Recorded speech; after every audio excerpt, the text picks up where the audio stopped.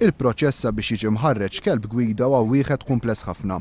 Proċess li jibda minn mindu l-kelb ikun għandu biss ftit jiem. Normalment dawn il-klieb jinġibu minn Franza ta' 3 xhur biss sabiex iqattaw sena u xarejn f'pajjiżna flimkien ma' familji adottivi. Matul dan iż-żmien dawn il-klieb jiġu malma l-ewwel kmandi bażiċi qabel jintbagħtu sqallija għal tħarriġ speċjalizzat. Matul dan it-tħarriġ intensiv li jdu maddej madwar 9 xhur, dawn il-klieb jgħaddu minn sensiela ta' taħriġ flimkien mas-sit il-ġdid tagħhom.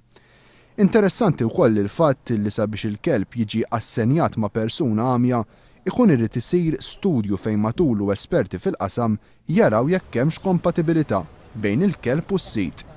Il-kelb flimkien mat-taħriġ jiġi jiswa bejn 11,000 u 14,000 euro. Spiża li mhux kull persuna nieqsa mid-dawl tkun tista' tidħol għaliha.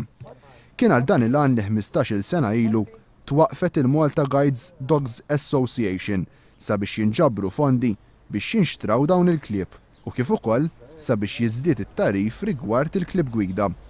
Wieħed u ieħor xi 1500 persuna nawet ngħidu anzjani, żgħażagħ, jiġifieri minnu persuna għama, minnu qed minn dawn, minn għama forsi b'xi kundizzjoni, imma mhux kollha għandhom bżonn kelb gwida, għaliex mhux kulħadd iħoss din il-ħtieġa, imma ċertament hi xi ħaġa ġdida, hi xi ħaġa eċitanti.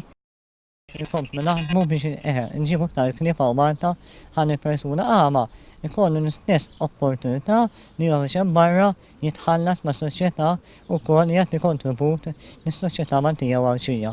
Nhar is-Sibt li ġej ser tkun organizzata attività sabiex jinġabru aktar fondi biex jinxtraw dawn il-klieb. Matul din l-attività li ser tittella f'The Point mill-10 ta' filgħodu sal-10 ta' filgħaxija, dawk kollha li jattendu ser ikollhom l-opportunità jaraw dawn il-klieb jassistu lis-sidien tagħhom.